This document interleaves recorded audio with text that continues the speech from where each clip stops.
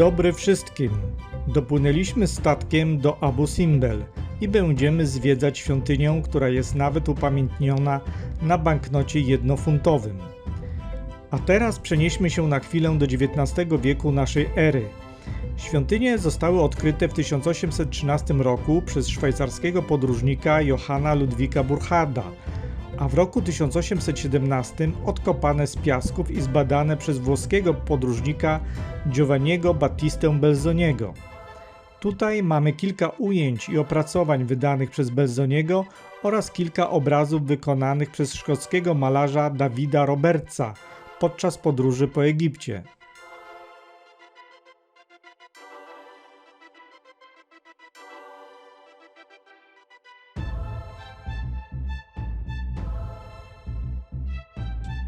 Abu Simbel to miejsce usytuowane obecnie nie nad Nilem, a nad jeziorem Nasera, około 300 km na południe od Asuanu.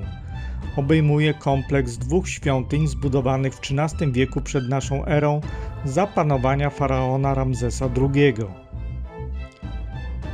Od roku 1968 obie świątynie znajdują się 65 metrów wyżej oraz 280 metrów dalej od rzeki w porównaniu do pierwotnej lokalizacji. Dlaczego starożytne zabytki nagle zmieniły swoje położenie? Na chwilę przenieśmy się dzięki archiwalnemu filmowi w lata 60. XX wieku. Możemy tu w wielkim skrócie obejrzeć proces relokacji świątyń. Starożytne zabytki zmieniły swoje położenie ze względu na budowę tamy asuańskiej na Nilu. Budowę tamy rozpoczęto w roku 1960, a ukończono 21 lipca 1970 roku. Jezioro Nasera zaczęto zalewać już w 1964 roku po ukończeniu pierwszego etapu budowy.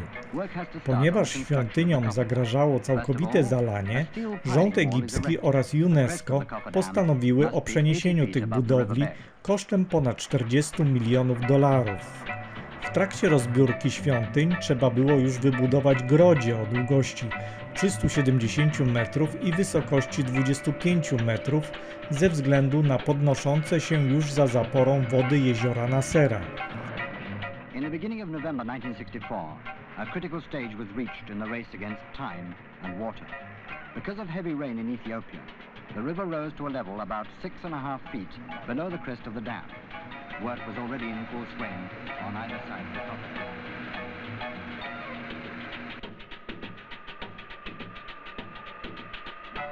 At first, the rock is attacked with stone soaring strands, and giant blocks are cut out.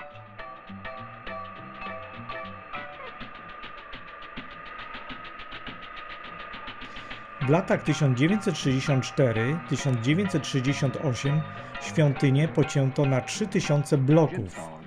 Niektóre bloki ważyły do 30 ton, większość jednak około 20 ton.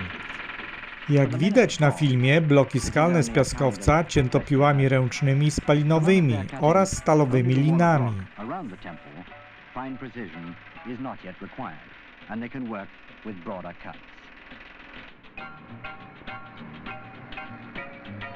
At the sides, the rock is broken off piece by piece. Now comes the most difficult part of the work.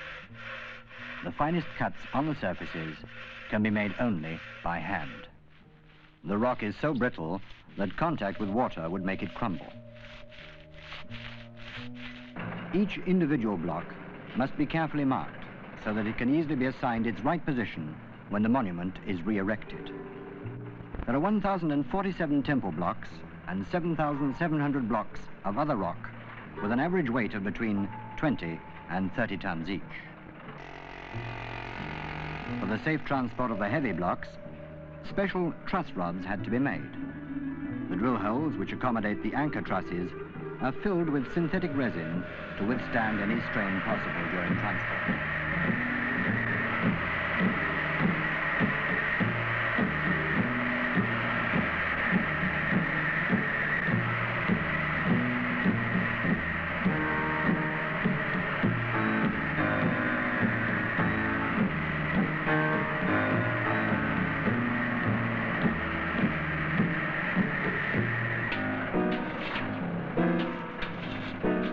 the faces of the figures were cut, work had to proceed continuously, day and night. If there'd been any interruption in the soaring, the soft rock, interspersed with hard seams, might have crumbled due to changes in tension. This is the moment that journalists and press photographers have waited for all night.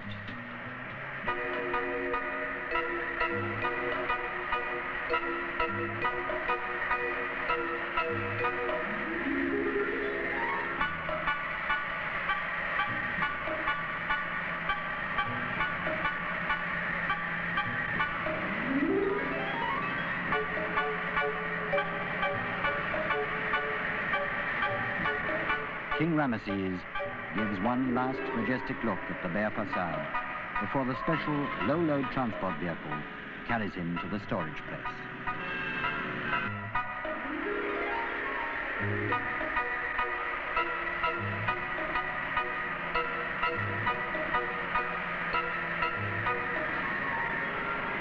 The final phase of reconstructing the 22-meter-high statues begins.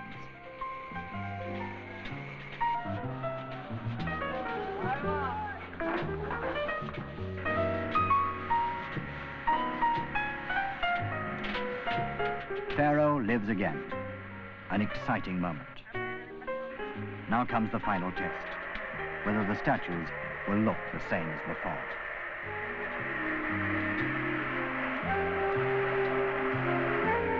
The great engineering achievement of relocating the stone temple is not the end of the work, however. The unique, rocky landscape around the temple must also be reconstructed according to the original.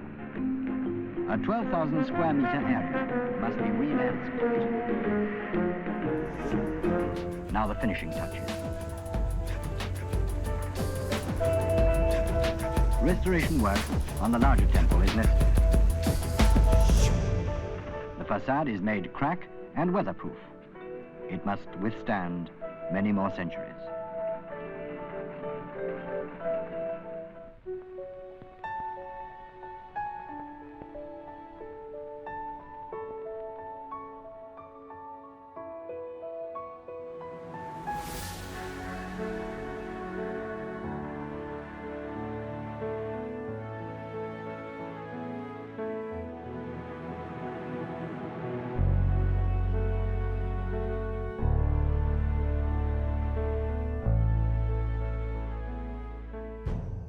Kierownikiem prac związanych z tym projektem był najsłynniejszy polski archeolog i egiptolog profesor Kazimierz Michałowski. Aby zachować otoczenie jak najbardziej zbliżone do pierwotnej lokalizacji świątyń, postanowiono sztucznie usypać dwie skalne góry, w których ukryto ogromne żelbetowe kopuły zabezpieczające zabytki przed naciskiem skał. Przesunięto je powyżej terenów zagrożonych, tak aby zrekonstruowane świątynie zachowały swoją pierwotną orientację w nowej lokalizacji. Projekt zakończył się sukcesem. Przeniesione budowle niemal w 100% odpowiadały pierwotnej wersji. Może o tym świadczyć fakt, że słynny promień słońca nadal wpada do świątyni Ramzesa II. Zmieniły się tylko daty. Teraz jest to 22 lutego i 22 października. Świątynie zostały oficjalnie ponownie otwarte 22 października 1968 roku. Natomiast w 1979 roku świątynie zostały wpisane na listę Światowego Dziedzictwa UNESCO. Rzadko wspomina się jednak o tym, że dwie świątynie w Abu Simbel nie były jedynymi, które zostały wtedy uratowane. Łącznie w podobny sposób uratowano aż 9 zabytków. Nie wszystkie jednak przeniesiono tak blisko pierwotnej lokalizacji. Kilka mniejszych świątyń podarowano krajom, które wyłożyły największe kwoty na sfinansowanie akcji. I tak świątynia z Dendur znajduje się dziś w Nowym Jorku w Metropolitan Museum of Art, a ta z Debod stanowi ozdobę jednego z parków w Madrycie. A teraz wracamy do teraźniejszości i tak jak zwykle z biletem w dłoni idziemy razem zwiedzać kompleks dwóch świątyń. Można było wykopać. No. Jest jezioro w programie, jakby było wykopać.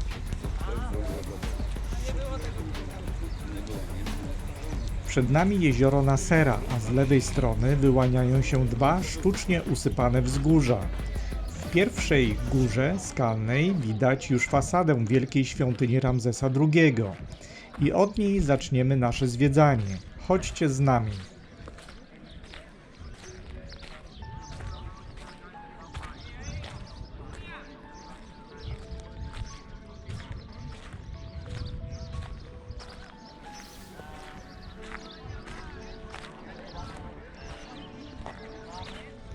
Jest to kompleks dwóch świątyń, małej świątyni Nefertari oraz wielkiej świątyni Ramzesa II.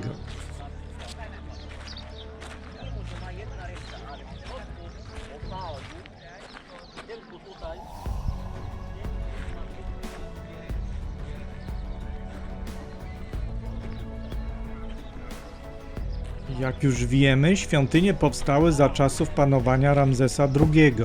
Był on trzecim faraonem XIX dynastii i synem Setiego I. Zasiadł na tronie w wieku 25 lat i pozostał na nim przez rekordowe jak na egipskie realia 66 lat. Poddani już wtedy uznawali go za nieśmiertelnego, dożył bowiem sędziwego wieku 91 lat. Ci, którzy oglądają serię filmów od początku, wiedzą, że o Ramzesie II mówiłem również w drugim i trzecim odcinku, gdzie ten rzeczywiście wielki faraon miał duży wkład w rozbudowie świątyń Karnak i Luksor. A tu mamy próbę cyfrowej rekonstrukcji dekoracji fasady świątyni Ramzesa II. Seria barw i kolorów robi wrażenie w kontraście do tego, co możemy obecnie oglądać. Wielka świątynia Ramzesa II ma wysokość 34 metrów i szerokości 38 metrów. Całe wnętrze świątyni ma długość 60 metrów. U góry fasady znajduje się fryz z 22 pawianami. Pawiany podnoszą ręce, by powitać wschodzące słońce o świcie. Fasada składa się z 4 siedzących kolosów po bokach wejścia, po 2 z każdej strony, przedstawiającymi Ramzesa II na tronie. Każdy z nich ma 20 metrów wysokości i są one najwyższymi zachowanymi kolosami w Egipcie. A czy pamiętacie, jakiej wysokości były kolosy Memnona? Mówiłem o tym w 5. odcinku. Postacie miały wysokość po 15,5 metra, zaś wraz z postumentami wysokość ich sięgała do 18 metrów.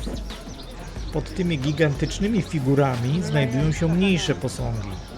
Nad wejściem do świątyni, między głowami kolosów, znajduje się posąg Boga Słońca Re z głową sokoła.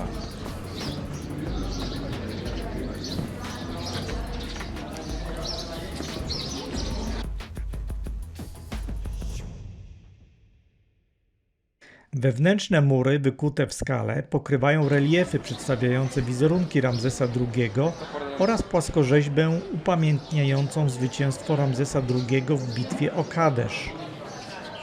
Sala hypostylowa ma 18 metrów długości i 17 metrów szerokości. Wsparta jest na 8 ogromnych filarach Ozyryda. Pokazują one Ramzesa jako Boga z Ozyrysem. Z sali hypostylowej wchodzi się do drugiej sali kolumnowej. Ma 4 filary pokryte pięknymi scenami ofiarowania bogom. Ta sala prowadzi do innego pomieszczenia, które jest wejściem do sanktuarium. W samym sanktuarium znajduje się posąg Ramzesa II i 3 bogów – Rehorachtę, Amona i Ptacha. Wbrew pozorom, świątynia nie jest poświęcona Ramzesowi, lecz bogom słońca Amonowi Re, Rehorachtę oraz Ptachowi. Najbardziej niesamowitą cechą świątyni Ramzesa II było takie jej usytuowanie, by promienie słoneczne docierały do jej wewnętrznego sanktuarium tylko 2 razy w roku, 21 lutego i 21 października. W tych dniach promień światła wpadał do świątyni, oświetlając posągi Amona, Ramzesa II, a później Rehorachtę, czyli bogów słońca, jednak nigdy nie oświetlał boga ciemności Ptacha, ponieważ Ptach był związany z egipskim światem podziemnym. Jego wizerunek był trzymany w wiecznej ciemności. Zjawisko to nie miało jednak związku z urodzinami faraona, ani jego wstąpieniem na tron. W rzeczywistości był to sposób, w jaki starożytni Egipcjanie identyfikowali początek lata i zimy oraz ostrzegali rolników o początku sezonu uprawowego i żniw.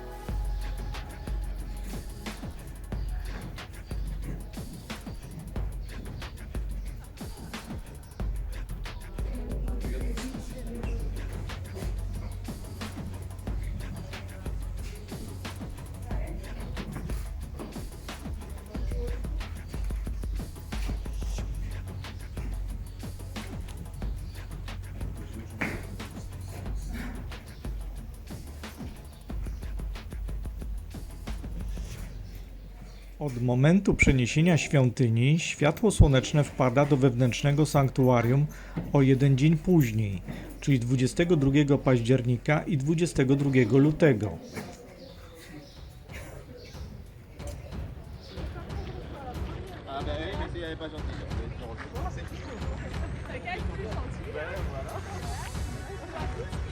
Tak zwana Mała Świątynia Nefertari poświęcona została bogini miłości i piękności Hathor oraz Nefertari, najważniejszej z małżonek faraona. Ma wysokość 12 metrów i 28 metrów szerokości. Fasadę tej budowli zdobi 6 posągów 10-metrowej wysokości, 2 królowej i 4 Ramzesa, z czego wszystkie są równej wysokości, co pokazuje, jakim szacunkiem faraon darzył swoją żonę.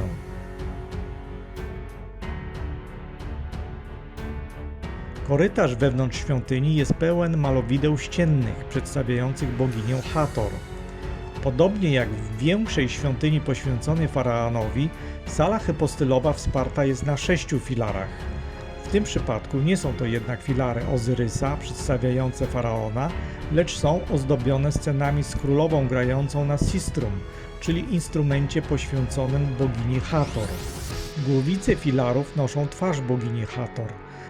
We wnętrzu sanktuarium posąg przedstawia postać bogini Hathor ochraniającą Ramzesa II.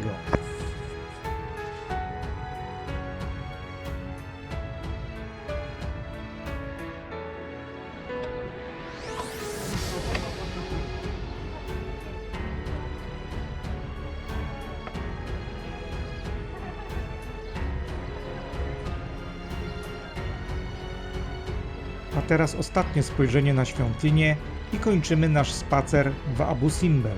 Ale na tym nie koniec naszej podróży. Teraz jedziemy autobusem na lotnisko w Aswanie, skąd mamy lot do stolicy Egiptu, Kairu.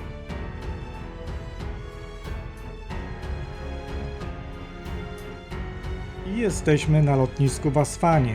Widzimy na fasadzie budynku lotniska piękne i stylowe neony w kształcie papirusu. A tą maszyną będziemy lecieć do Kairu. Sami widzicie, że na maszynie widnieje oko Horusa, czyli logo egipskich linii lotniczych. Wspominałem o tym w 9. odcinku, gdy zwiedzaliśmy razem świątynię w Edfu poświęconą Horusowi.